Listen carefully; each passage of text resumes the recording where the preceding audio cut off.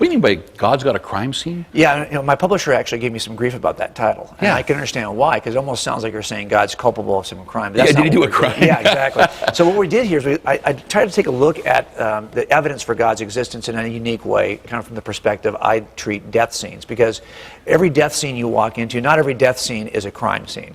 And I discovered something years ago that I realized I was doing kind of intuitively, without really thinking about it. And then as I started to think about it, I said, okay, this is really the principle we use to determine if a death is criminal, because you can die 4 ways. Only one of those is criminal. You could die by natural causes, you could die accidentally, you could die by suicide, or someone can murder you. So when we get called to a death scene, it's not always a murder. Right. You know, if it's suspicious, usually it ends up being a murder. But a lot of times people will see something and not quite sure what to make of it, they'll call you out. And when you get there, you've got to decide, is this a crime scene, or is it just a death scene? So is it one of the first 3, natural, accidental, or suicide, or has somebody killed this guy? So one of the things we do, which I realized after maybe a couple of years of doing this, it just kind of dawned on me, is a simple game we play. We don't realize it's a game we're playing, but we ask this question: can I describe and account for everything in the room of the murder by staying in the room? If I can, it's probably not a murder. If I can't, I've got to consider murder as a possibility. Here's what I mean. Let's say I've got a dead body, and I've got a wound, a gunshot wound, and there's a pistol in the room. But the pistol is registered to the victim.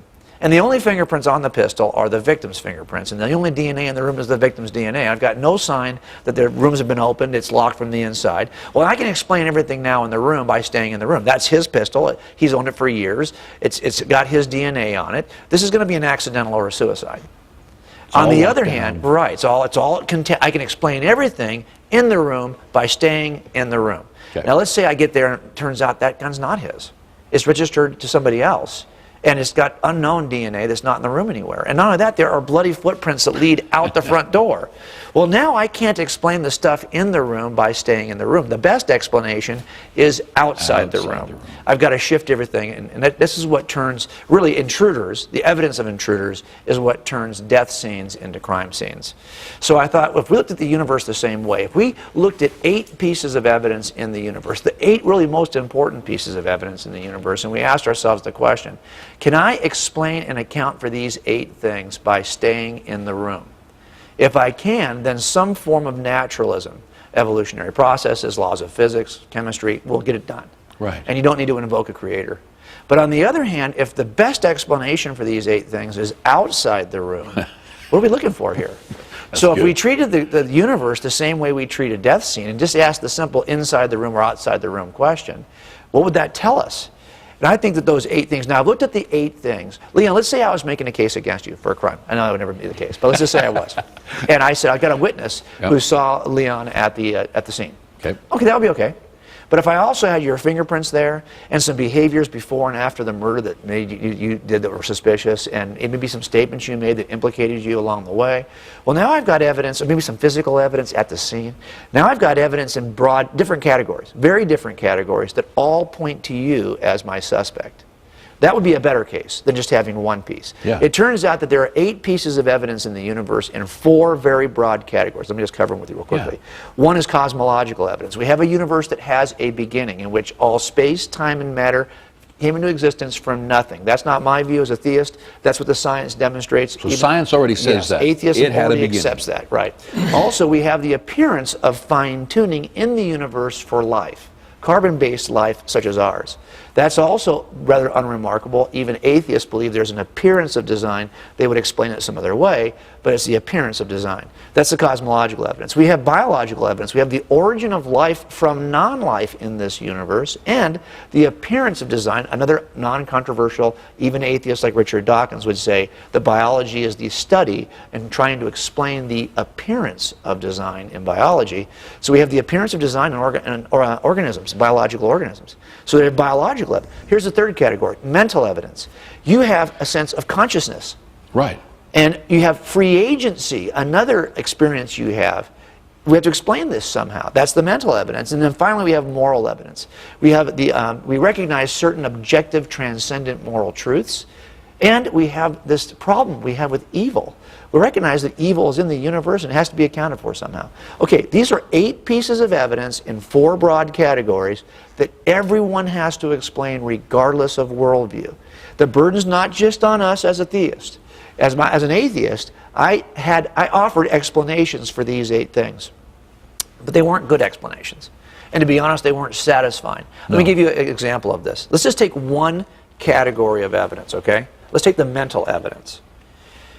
You and I, we recognize we have a conscious experience. We are more than just brains. We think we have a mind that is able to interact with ideas, with other minds. Mm-hmm. And in fact, we think we have free agency. We think we can freely choose between 2 ideas. Now think about whether or not that could exist in an atheistic universe. If atheism is true, the only things we have in the universe are material things, physical things. Space, time, matter. Well, space is not. Oh, no, space is a thing. It's not nothing. Space is something. And the science demonstrates that even space came into existence. This is called the standard cosmological model that physicists embrace. What is nothing? Well, nothing is what Aristotle said. It says what rocks dream about. But space is not nothing. Space is something. So if this is the way the universe really is, then you could have a brain. That's physical. Yep. That exists in a physical universe. But what about the non-physical thing we call mind? Yeah. How do we get anything non-physical from a series of physical events governed by physics? How do you get mind in that? This is why this is called by atheists, by anybody, the problem of mind, or mind-body dualism is a problem. Why do we call it a problem? Because you can't explain it from a purely physical explanation that atheism offers about the universe. Sometimes the best argument for God's existence is simply the fact we can have an argument. We can present an argument. Yeah. Because that requires us to have freedom. Now think about this. If all you have is a physical brain, that means that all that's happening are physical events in your brain, neurons firing, causing the next neuron to fire. But that means this neuron was caused by a prior neuron, and that goes back in a sequence. You're suggesting we can actually make a free choice? Dominoes can't make free choices. Dominoes simply fall at the prior falling of a domino. Right. But we know we don't think that way. So we think laws govern those that's dominoes, right. but they don't govern how we They think don't and govern act. your thoughts. No. But if all we have is a physical universe, then they would have to govern. And this is why a dedicated atheist who's consistent, like Sam Harris, would say you don't really have the kind of freedom you think you have. I think you do, yeah. Because you cannot control the prior physical events in your brain that have caused this thought. Really? So then, if that's the case, I really can't make the kinds of free choices, even between ideas. I can't read Sam's book and decide that it's right, because the decision is not really mine. That was predestined by a series of predetermined physical events like dominoes that were falling in my brain. So now we're just pawns. Yes, we're just pawns to physics. Yep. Now, if that's the case, we got to stop calling our correctional facilities correctional facilities. Yeah. Because you really can't correct bad behavior by making a decision. Nothing you can do. And he would even say that we don't have correctional facilities to rehabilitate people. We simply have these facilities to house those who would do us harm. Keep us safe. Yes, because people don't make those kinds of free choices. They're destined. What a They're horrible way to look at life. Yes. Now, we don't experience life that way.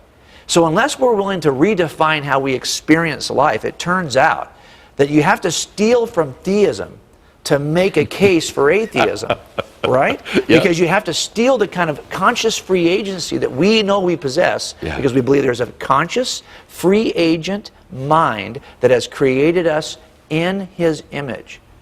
So we can now account for free agency, but we have to go outside the room of physics and the material universe in order to find a source that's the best explanation for our own free agency. That's a lot to say a lot, right? But the point I'm trying to make is our students are going to be subjected to philosophers and professors in the university who are going to deny the God that we know exists.